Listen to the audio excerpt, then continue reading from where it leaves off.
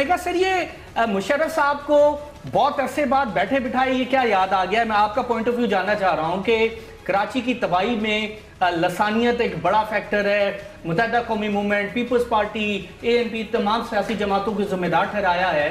मुत्तहिदा कौमी मूवमेंट को धब्बा करार दिया जिसके हवाले से जो है वो कंडेम कर रहे हैं साजिद अहमद साहब, MKM के रहनुमा है।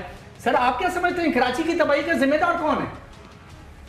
मेरे ख्याल में मुशर्रफ साहब से खुद माजी में बहुत सी गलतियां हुई हैं और जैसा कि अभी उनकी पार्टी के हमारे दोस्त कह रहे थे कि उन्होंने अपनी गलतियां एडमिट की हैं। गलतियां माननी चाहिए, उनको दुरुस्त करना चाहिए, जो ब्लंडर्स हुए हैं उनको कबूल करना चाहिए, फिर उनको दुरुस्त करने के लिए अपना किरदार अदा करना चाहिए।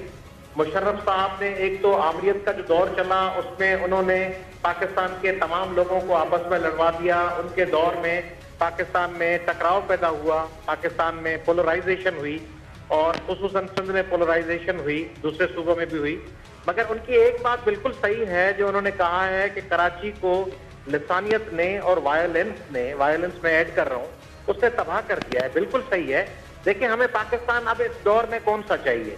इस किस्म का पाकिस्तान चाहिए जहां हम फिरके वारियत के बुनियाद पे, ज़बान के बुनियाद पे, एथनिक बेसिस पर, कम्युनल बेसिस पर टकराव करें? तो फिर हमारे पड़ोस में जो मुल्क बैठे हुए हैं, ताकतें बैठी हुई हैं, हम किनारे पे बैठे हुए हैं, कोई आम ममालिक के किनारे पे नहीं है।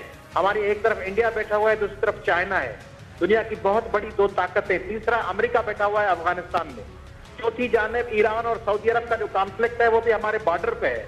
उस सूरत हाल में हम एक दूसरे को फकत सिंधी, पंजाबी, पश्तो, बलोची, उर्दू जबान पे या हिंद को या हजारा की जबानों पे या शिया और सुन्नी के और वहाबी और देवबंदी के बुनियाद पे लड़ाते रहेंगे तो उसका सबसे ज्यादा नुकसान किस शहर को होगा? जो सबसे ज्यादा पॉपुलेशन रखता होगा वो कराची है।